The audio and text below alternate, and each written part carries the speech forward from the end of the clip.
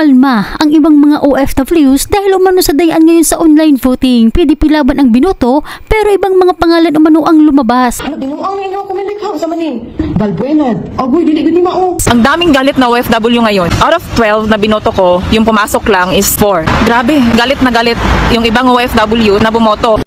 Babala ang mga OFWs, bantayan nyo ang inyong mga boto.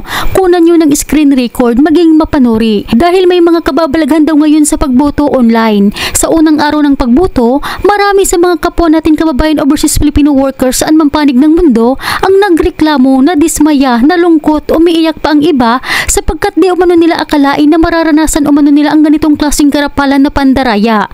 Nasayang umano ang kanilang boto, nasayang umano ang kanilang oras dahil daw sa lantaran na dayaan ngayon sa botohan. Hindi raw kasi lumabas yung mga pangalan na binoto nila. Gaya na lamang nitong post ng ilan nating mga kababayan na sa halip daw na lahat ng PDP ang binoto nila, 4 lang daw ang pumasok, ang iba ay 3 lang at pinalitan at dinagdagan umano ng pangalan ng magkapatid na Tulfo, Kiko, Bong Revilla at kung sino-sino pa daw. Lumabas rin daw ang pangalan ni Franz Castro, Brosas at Manny Pacquiao.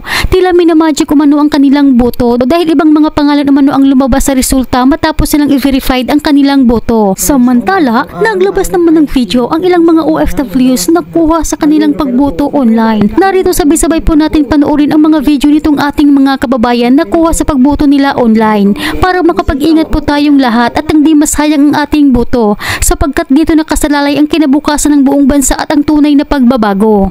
Guys, mao ni ang ako ang balot ID o kinsa ang mga ninggawas diha. Balon Roberto, untawon ko kailaan na independent. Binuang na ni ilahang busita, wa man ko kailaan na, wa man ako nagi. Pacquiao, oh my god, si Pacquiao ni gawas ako kuan. Binuang na ilahang ko milikha sa manin. Na ano dai mo gi butar diha. Daan, Balbuenad. Agoy dili gud ni mao. Ako mga gipang butar unsa ni? Lakson ho. Guys, dili ni tanan akong ipangbutar ng mga candidates. Kasinyo, ay walang magkaklang. Kahit nagbutar tadaan ka excited lang tanong, kas atong votes no nya. Di ay mao ni yung gipang sulod. Kasino Teddy? Huy. Guys ha, PDP ra gyud guys. Unsa naman ni? Ang binutuhan ko PDP plus si Honasan at si Gonzales and Duterte Youth Party List.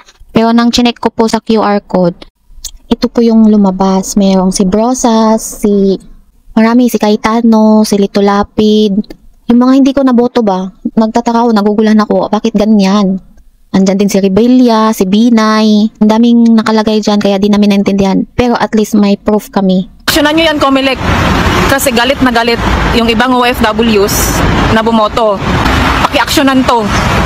Kasi hindi talaga okay. Dahil sa resulta, niluluto nyo, or wow, magic sarap.